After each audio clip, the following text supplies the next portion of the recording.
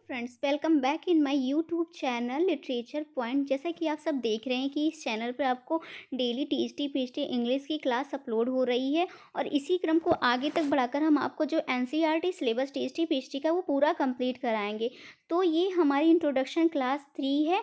इसमें हम ये topic lyric, ballad, dramatic monologue, limerick, haiku और भी टॉपिक हैं आपको बता देंगे। और भी टॉपिक हैं जैसे कि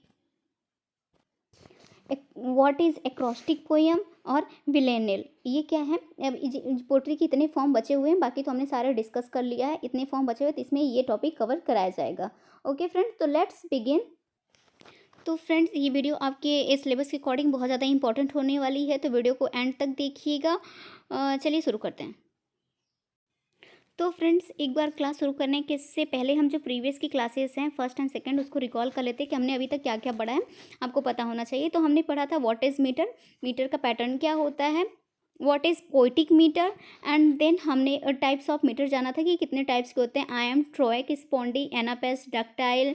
एंड देन हम पोइटिक मीटर निकालना कैसे निकलता है, इसका फिट क्या होता है, ये सीखे थे। डायमीटर, ट्राईमीटर, टेट्रामीटर, पेंटामीटर, बहुत ही डिटेल में मैंने आपको एक एक वर्ड बहुत ही क्लियरली बताया हुआ है। तो अगर आपने फर्स्ट वीडियो नहीं देखा है तो प्लीज़ पहले उसको गो थ्रू करिए, देन आप इस वाले पे आइए। एंड जब हमने इसके बाद हमने एक ट्रोइक का एग्जांपल लिया था कि ट्रोइक कैसे होता है। जैसे कि हमने यहाँ पास क्या है, यहाँ पास देखिए ट्रोइक, इस यहाँ पास इतने टाइप्स के हैं ये मीटर के। तो हमने एक एम का एग्जांपल लिया था, एक ट्रोइक का लिया था। एक ये देखिए, ये ट्रोइक का एग्जांपल हो गया जो कि मैंने आपको बहुत ही अच्छे से फर्स्ट वाली वीडियो में बताया है। एंड देन ये सेकंड क्या हो गया, आईएम का सुना हो गया। आपने सुना होगा एम्बिक पेंटामीटर, व्हाट इज एम्बिक पेंटामीटर। तो फर्स्ट वाले वीडियो में मैंने आपको बहुत ही अच्छे से क्लियर किया है। एंड सेकंड वाले वीडियो में हमने अपना फॉर्म्स ऑफ लिटरेचर स्टार्ट कर दिया था, जो कि हमने सबसे पहले तो हम पोट्री को कंप्लीट कर लिए थे, देन ब्लैंक वर्ड्स को, rhymed poetry, what is rhymed poetry, what is free verse, what is difference between blank verse, rhymed poetry and free verse, ये सबको हम बिल्कुल क्लियर किए थे सेकंड वाले क्लास में। And epics, narrative poetry, ode, sonnet, pastoral poetry and elegy and pastoral elegy, इतना topic हम लोग कवर कर चुके हैं सेकंड वाले क्लास में। आज जो हमारा टॉपिक है वो है लिरिक पोएट्री।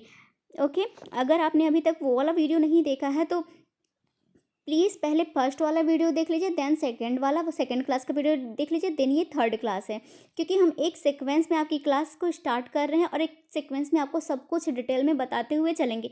जब हमारा फॉर्म्स ऑफ लिटरेचर कंप्लीट हो जाएगा, जस्ट अ सेकेंड फ्रेंड, जब हमारा फॉर्म्स ऑफ लिटरेचर कंप्लीट हो जाएगा देन हम फिगर ऑफ स्पीच पे चलेंगे। देन हमारा जब फिगर ऑफ स्पीच भी कंप्लीट हो जाएगा तो हम अपनी एनसीईआरटी स्टार्ट कर देंगे। जो टीएसटी की एनसीईआरटी रहेगी वो 6 to 10 तक रहेगी, एंड जो पीएचडी की रहेगी वो 11 to 12 तक की रहेगी। तो फिलहाल तो अभी आपकी ये क्लासेस जो हैं फॉर्म्स ऑफ लिटरेचर और फिगर ऑफ स्पीच की टीएसटी पीएचडी कंबाइंड चल रही है। जैसे ही आपका एनसीईआरटी अलग अलग हो जाएगा वैसे ही आपकी क्लासेस का टाइमिंग भी अलग हो जाएगा। चलिए क्लासेस की टाइमिंग क्या है एक बार हम आपको वो बता देते हैं। तो देखिए फ्रेंड, आप लोग बिल्कुल भी टाइमिंग के लिए प्रॉब्लम ना करें कि कौन से टाइम पे मैम कौन सा वीडियो अपलोड करती हैं, इसलिए मैंने चैनल शेड्यूल बना के रखा है। तो मॉर्निंग 8 में आपको जो केवीएस टीएसटी की क्लास है वो अपलोड मिल जाएंगी, एंड इवनिंग में 5 PM केवीएस जो कॉमन सब्जेक्ट है, हिंदी, सीबीटी, एनी जो भी सब्जेक्ट है आपका केवीएस का, वो सिलेबस वाइज कंप्लीट किया जाएगा। फिलहाल तो अभी इस पर जो है हम हिंदी की क्लासेस करा रहे हैं। ओके, अभी हिंदी की क्लासेस चल रही हैं, उसके बाद हम सीबीटी स्टार्ट करेंगे, फिर देन पेडागोजी, उसके बाद आपके जितने भी सब्जेक्ट बन रहे हैं, कुछ करंट अफेयर्स की भी क्लास ले लेंगे, इंपॉर्टेंट करंट अफेयर, जिससे कि आपका ये टॉपिक कॉमन सब्जेक्ट का क्लियर हो जाए, जो कि आपके पीआरटी टीएसटी पीटी तीनों के लिए इंपॉर्टेंट होने वाला है। और 6 PM में जो आपको यूपी टीएसटी पीएचडी की प्रैक्टिस मिलेगी केवल इंग्लिश सब्जेक्ट की फ्रेंड्स, क्योंकि हम अभी केवीएस की तैयारी कर रहे हैं। आई होप अभी तक आपका पूरा सिलेबस कंप्लीट हो गया होगा टीएसटी पीएचडी का यूपी के, तो आप उसका केवल रिविजन कर रहे होंगे। इसलिए हमें इसलिए मैंने भले ही 15 मिनट, भले ही आधा घंटा, लेकिन हमको एक क्लास उसको देना है, यूपी टीएसटी पीएचडी प्रैक्टिस के लिए देना है। एंड इवनिंग 8 PM में आपको केवीएस पीएचडी की क्लास इंग्लिश की मिल जाएगी। आई होप यहाँ तक आपको जो टाइम शेड्यूल है इस चैनल का मिल गया होगा, आई मीन पता चल गया होगा। देन अपनी क्लास हम स्टार्ट करते हैं। Let's begin with, just a second friend. Then let's begin with lyric poetry. आज हम पढ़ेंगे कि व्हाट इज़ लिरिक पोइट्री। वैसे तो मैं आपको ऊपर ही बता चुकी हूँ कि देखिए जब पोएट कुछ भी चीज़ लिखता है, लिटरेचर में लिखता है, तो कितने दो ही टाइप में लिख सकता है, या फिर वो लिरिक पोइट्री होगी या फिर नैरेटिव पोइट्री ये होगी। तो लिरिक पोइट्री क्या होती है, मैंने आपको पहले ही सेकंड वीडियो में बता दिया है कि लिरिक पोइट्री क्या होती है। जब राइटर अपनी फीलिंग को, अपनी किसी थॉट को शेयर करता है पोइट्री के माध्यम से, तो उसे लिरिक पोइट्री कहते हैं। एंड नैरेटिव पोइट्री क्या होती है, जब राइटर किसी स्टोरी को नरेट करके पोइट्री के माध्यम से लिखता है तो उसे नैरेटिव पोइट्री कहते हैं। तो लिरिक पोइट्री में ज़्यादा समझाने की जरूरत नहीं पड़ेगी। एक बार हम आपका डिफिनेशन, क्योंकि हम पहले ही समझा चुके हैं सेकंड वाले क्लास में लिरिक पोइट्री, जब नैरेटिव पोइट्री आपको समझा रहे थे तो उसमें लिरिक पोइट्री हम आपको काफ़ी अच्छे से समझाए थे। तो एक बार बस इसका डेफिनेशन गो थ्रू कर लेते हैं, देन हम स्टार्ट करेंगे बैलेड। तो lyric poetry refers to the broad category of poetry that concern feeling and emotion. ये क्या करता है, फीलिंग और इमोशन के एक्सप्रेस करता है। It express the inner most feeling and emotions of poet. मतलब ये क्या करता है, पोएट का जो इनर मोस्ट, जो अंदर की फीलिंग होती है, उसके इमोशंस होते हैं, उसमें पोएट अपनी पोइट्री के माध्यम से लिखता है, उसे ही लिरिक पोइट्री कहा जाता है। दो कैटेगरी में ये लिखा जाता है मोस्टली, या फिर एपिक या फिर ड्रामेटिक, या फिर मतलब कि एक ग्रैंड स्टाइल पे जब लिखा जाएगा तो वो लिरिकल वे में लिखा जाता है, और ड्रामेटिक भी जब रहता है तो वो भी लिरिकल वे में लिखा जाता है। It has a musical quality to it a tune that is suggestive a song. जैसे आपको लिरिकल पोइट्री क्या लगेगा, जैसे कि एक सॉन्ग के टाइप का है। In modern English poetry it was a put in to use in the form of sonnet by. Modern poetry में क्या है, आपको देख रहे होंगे कि जो ये लिरिक पोइट्री है, सोनेट का रूप लेता जा रहा है। मतलब सोनेट भी एक प्रकार का लिरिक पोइट्री भी होता है, क्योंकि सोनेट में भी जो राइटर रहता है अपनी पर्सनल फीलिंग थॉट्स को शेयर करता है, और लिरिक में भी यही है कि राइटर क्या है, अपनी पर्सनल फीलिंग थॉट को शेयर करता है। तो क्या है, सोनेट भी एक लिरिक पैटर्न में ही लिखा जाता है। अब सोनेट किसका इंपॉर्टेंट है ये आपको बताने की जरूरत नहीं है। तो विलियम शेक्सपियर के सोनेट, अब 154 सोनेट विलियम शेक्सपियर ने लिखे, जो कि बहुत ही ज़्यादा लव थीम करके लव, इनका जो थीम रहता था वो लव का रहता था। काफ़ी ज़्यादा इंपॉर्टेंट है, काफ़ी क्वेश्चन आपके टीसी में बनते भी हैं। हालांकि इसमें तो एनसीईआरटी पैटर्न है तो इसमें नहीं बनेंगे इसमें, लेकिन ये लिरिक पोइट्री का डेफिनेशन वो आ सकता है, कैरेक्टरिस्टिक्स आ सकता है कि ये क्या है, तो आपको पहचानना पड़ेगा कि ये लिरिक पोइट्री है। या फिर आप एडमंड स्पेंसर को ले लीजिए। It was a best put in to use by romantic poet. William Shakespeare, Edmund Spenser तो थे ही, लेकिन जब रोमांटिक पोएट्स की बारी आती है तो वो लिरिकल पोइट्री को बहुत ही अच्छे से मेंशन करके जो रोमांटिक पीरियड था उसमें लिखे हैं। मतलब रोमांटिक पोएट्स आप फॉर एग्जांपल विलियम वर्ड्सवर्थ को ले लीजिए, जॉन किट्स को ले लीजिए, सेली को ले लीजिए, बैरन को ले लीजिए। ये जो पोएट्स हैं ये रोमांटिक एरा से बिलोंग कर, मतलब रोमांटिक पोएट ये कहे जाते हैं। और रोमांटिक एरा की शुरुआत किसने की थी फ्रेंड, 1798 में शुरुआत हुआ। किसने किया था, William Wordsworth and S T Coleridge के लिरिकल बैलेड के थ्रू हुआ था। ये आपको तो पता ही होगा, आई होप आपको पता हो, नहीं पता हो तो आज मैंने बता ही दिया। तो ये आई होप आपका लिरिक पोइट्री है वो क्लियर हो गया होगा। देन हम स्टार्ट करते हैं अपना बैलेड से।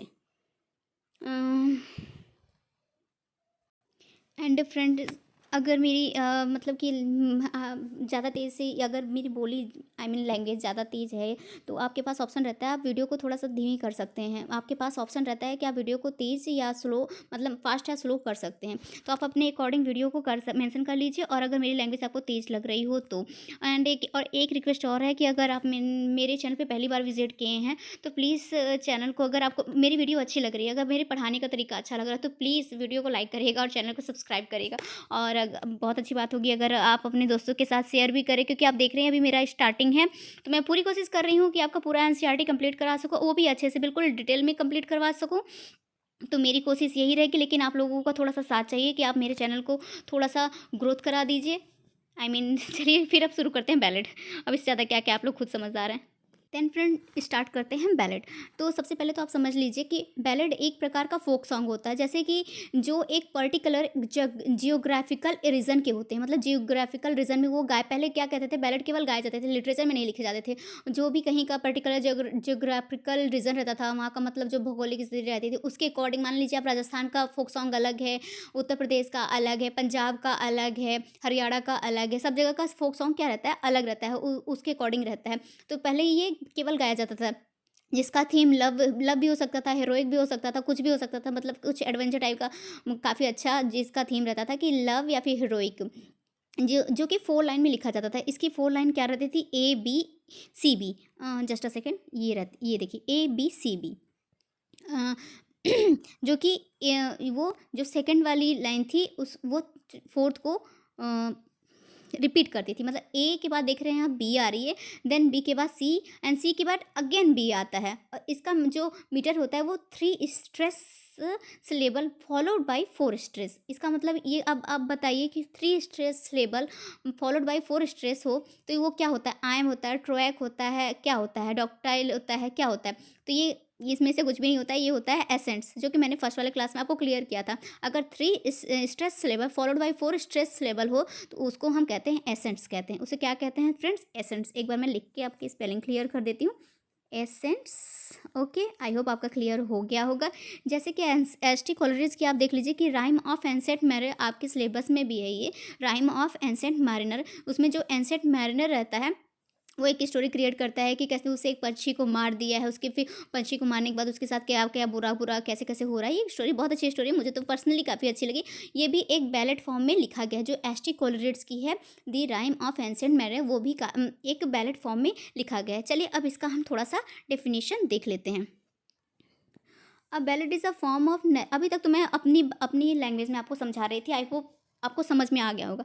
देन अब थोड़ा सा डेफिनेशन देख लेते हैं। A ballad is a form of narrative words that can be either poetic या म्यूजिकल। ये क्या होता है, एक पोएटिक और म्यूजिकल फॉर्म होता है, ये एक नैरेटिव टाइप का होता है। इसमें क्या कहते हैं कि कोई भी पहले तो लोग घूम घूम के कोई किस्से कहानी राजा महाराजाओं की कहानियाँ सुनाते थे, लेकिन अब वही लिटरेचर में लिखा जाने लगा। तो एक ये नैरेट, क्योंकि राइटर एक नैरेट कर रहा है ये स्टोरी, कोई स्टोरी राइटर नैरेट कर रहा है, तो क्या हो गया, ये नैरेटिव वर्स हो जाता है, जो कि एक पोइटिकल एक म्यूजिकल फॉर्म में लिखा जाता है।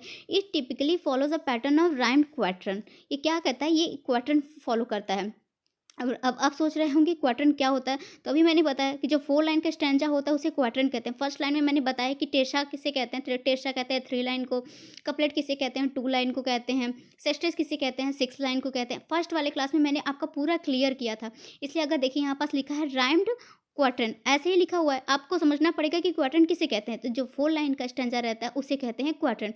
Poets like John Keats and Samuel Taylor, अभी मैंने सैमुअल टेलर का आपको बताया है कि द राइम एंसेंट मैंने इनकी है सैमुअल टेलर कोलरिड्स की, इनको ही एस टी कोलरिड्स कहा जाता है। और जॉन किट्स की मान लीजिए and utilize its greatly in their poem. जो जॉन किट्स और सैमुअल टेलर कोलरिड्स थे, ये अपनी जो पोएम्स लिखते थे उनमें ये बैलेट के फॉर्म में ज़्यादातर लिखते थे, बहुत ज़्यादा ये बैलेट के फॉर्म में अपनी पोइट्री को लिखते थे। It is written in the rhyme scheme of ABCB। इसकी राइम स्कीम क्या रहती थी फ्रेंड्स, ABCB। अब आप देख रहे हैं ए के बाद बी आ रहा है, बी के बाद सी आ रहा है एंड देन सी के बाद फिर अगेन बी आ रहा है, यही रिपीटेशन रहती थी with alternative 4 stress and 3 stress. क्या रहता था, 4 स्ट्रेस के बाद 3 स्ट्रेस रहता था इन लाइंस में। बैलेड वर ओरिजिनली फोक नैरेटिव सॉन्ग। ये मैंने आपको बताया कि बैलेड क्या होती है, एक फोक नैरेटिव सॉन्ग होती है। मतलब एक फोक मीन्स होता है क्या, जो कि एक पर्टिकुलर एरिया में गाया जाने वाला सॉन्ग, उसे फोक मीन्स होता है लोक नृत्य। आप नहीं सुने होंगे, लोक गीत सुने होंगे, लोक नृत्य सुने होंगे, इसका मतलब होता है फोक मीन्स होता है लोक। तो इस हिसाब से आप सोच लीजिए कि फोक नैरेटिव सॉन्ग हो गया एक प्रकार का। In the oral culture of story telling that, पहले तो ये ओरली आपको मैंने बताया, पहले ये केवल ओरली ही कल्चर में बिलोंग रहता था, जो कि स्टोरी गाने के माध्यम से वो कोई स्टोरी बताते थे। लेकिन प्रेजेंट टाइम में इन द फॉर्म ऑफ सॉन्ग्स, पहले आप कोई स्टोरी बताते थे गा के, एक सॉन्ग के फॉर्म में वो स्टोरी बताते थे पहले, लेकिन they generally describe the some of the form dramatic event like, मतलब लेकिन फिर in the in the present या फिर कर दीजिए मॉडर्न एरा में जब आया टाइम, तो इसको राइटर क्या करे, एक इसी फॉर्म को सेम टू सेम उठा के लिटरेचर में बैलेड नाम से एग्जिस्ट कर दिए। अब वही फॉर्म सेम वही पैटर्न फॉलो होता है बैलेड में। They generally describe some form of a dramatic event like tragic story, love story या वॉर etc। इसकी जो स्टोरी, इसकी जो थीम रहती है बैलेड की, वो या फिर कोई ट्रेजिक स्टोरी रहेगी, या फिर कोई लव की स्टोरी रहेगी, या फिर कोई वॉर की रहेगी। कोई ग्रैंडियर थीम जो स्टोरी आपको ऐसे के लगे कि अगर हम किसी को कोई स्टोरी सुना रहे हैं तो सामने वाला अगर उसको अच्छा लगे, ऐसी स्टोरी हम सुनाएंगे ना, तो कोई वॉर की कहानी रहे या फिर लव की कहानी रहे, कोई ट्रेजिक हीरो की कहानी रहे, अगर ऐसी स्टोरी आप किसी को सुना रहे हैं उनको पसंद आता है, तो यही स्टोरी वो लोग नरेट कर करके पहले गाते थे। अब यही स्टोरी ऐसे इसी फॉर्म को लिखा जा रहा है। वो जॉन किट्स की ला विला डेम सन्स मर्सी, ये भी बैलेट फॉर्म में लिखी गई, इसमें भी एक स्टोरी नरेट होती है। They were later adopted as a form of poetry. यही सेम पैटर्न को जब लेटर अडॉप्ट पोट्री के पैटर्न में अडॉप्ट कर लिया गया तो ये एक बैलेड बन गया। आई होप आपको बैलेड बिल्कुल क्लियर हो गया, क्योंकि मैंने बहुत ही सिंपल लैंग्वेज में ये आपको बिल्कुल क्लियर बताया कि what is a ballad and ballad क्या है एंड पोट्री में ये कैसे एग्जिस्ट किया। ओके, अब देन स्टार्ट करते हैं ड्रामेटिक मोनोलॉग। जरा सा मैं सांस ले लूँ क्योंकि बैलेड बताने में तो जान निकल गई। देन फ्रेंड स्टार्ट करते हैं dramatic monologue. A poem in which an imagined speaker addresses a silent listener, usually not the reader. The poem is narrative as it tells a tale and reveals something of a personality of the speaker. सबसे पहले तो इसको मैं अपनी language में आपको समझा देती हूँ। मेरी लैंग्वेज में आप ज़्यादा अच्छे से समझ पाएंगे क्योंकि इसमें बहुत ही छोटे फॉर्म में मैं लिखती हूँ, लेकिन अपनी लैंग्वेज में जब आपको समझाती हूँ तो काफ़ी क्लियरली आपका क्लियर हो जाएगा। देखिए, सबसे पहले तो आप ड्रामेटिक मोनोलॉग का आप समझ लीजिए कि ये ड्रामेटिक मोनोलॉग है। ड्रामेटिक को अलग कर दीजिए और मोनोलॉग को अलग कर दीजिए। तो इसका जो मोनो वर्ड है, इसका मतलब होता है सिंगल, मतलब एक सिंगल आदमी। मोनो मीन्स सिंगल होता है, वन, और लॉग मीन्स होता है लैंग्वेज। इस हिसाब से जब एक सिंगल आदमी कोई अपनी लैंग्वेज के माध्यम से कोई स्टोरी बनाता है, और ये इतना मतलब समझ लीजिए, कोई एक सिंगल आदमी अपनी स्टोरी के माध्यम से कोई स्टोरी अपनी थॉट के माध्यम से अपनी फीलिंग के अनुसार एक स्टोरी बनाता है।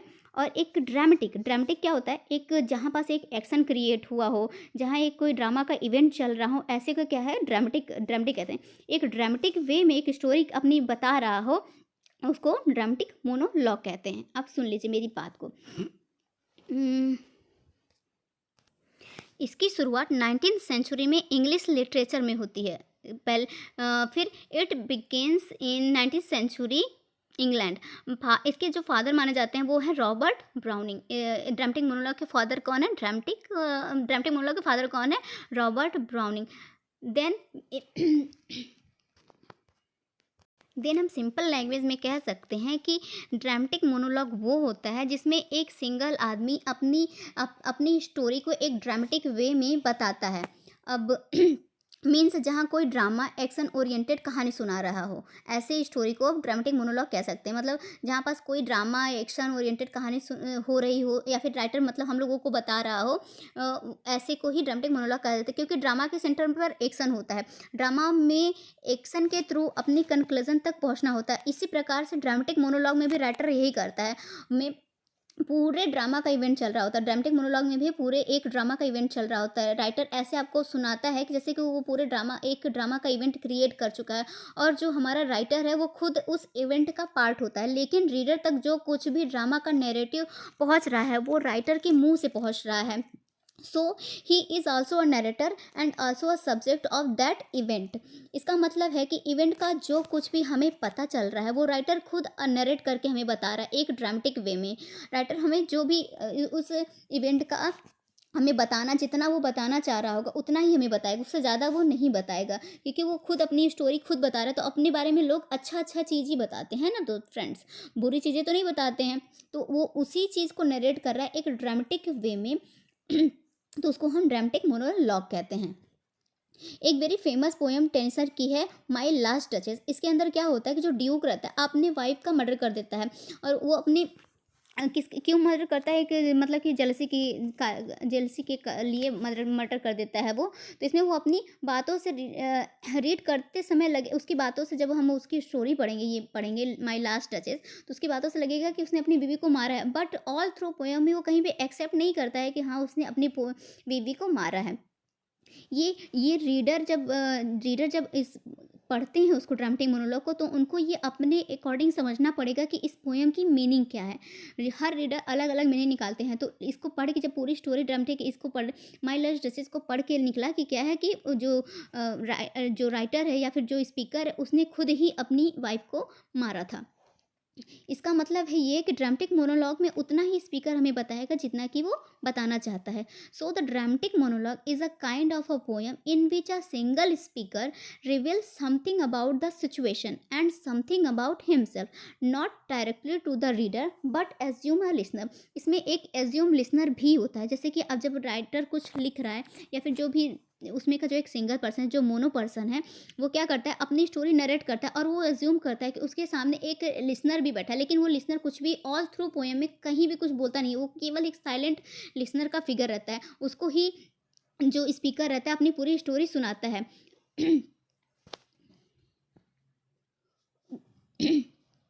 और इसके माध्यम से वो पूरी इसी पैटर्न को फॉलो करते हुए पूरी पोट्री क्रिएट की जाती है, तो उसी को हम ड्रामेटिक मोनोलॉग कहते हैं। आई होप आप समझ चुके होंगे। मतलब कि एक सिंगल आदमी जब कोई अपनी स्टोरी नरेट करता है, उसके सामने और उसके सामने एक साइलेंट लिसनर भी होता है। वो एज्यूम करके अपनी स्टोरी नरेट करता है कि उसके सामने एक साइलेंट लिसनर बैठा हुआ है और उसकी वो बातें सुन रहा है। तो वो साइलेंट लिसनर को उतनी ही बातें बताता है जितना कि उसे बताना चाहिए। अपनी अच्छी अच्छी चीज़ें ही बताएगा, वो खराब चीज़ें नहीं बताएगा। बस ड्रामेटिक मोनोलॉग में यही होता है कि एक मोनोलॉग एक सिंगल आदमी के द्वारा एक ड्रामेटिक वे में एक स्टोरी को नरेट करना ही ड्रामेटिक मोनोलॉग कहलाता है। आई होप इस आपका ड्रामेटिक मोनोलॉग क्लियर हो गया होगा। तो विक्टोरियन एज की बात कर लेते हैं, तो रॉबर्ट ब्राउनिंग ही इसके फादर माने जाते हैं ड्रामेटिक मोनोलॉग के। देन नेक्स्ट है हमारा लिमरिक। लिमरिक तो बहुत ही ज़्यादा इंटरेस्टिंग है। आपका एनबीएस का ही प्रीवियस ईयर का क्वेश्चन भी आया था, इसका डेफिनेशन देके पूछ लिया गया था कि व्हाट इज़ दिस, तो आपको मतलब टिक करना था कि is a form of limerick. Limerick start करते हैं।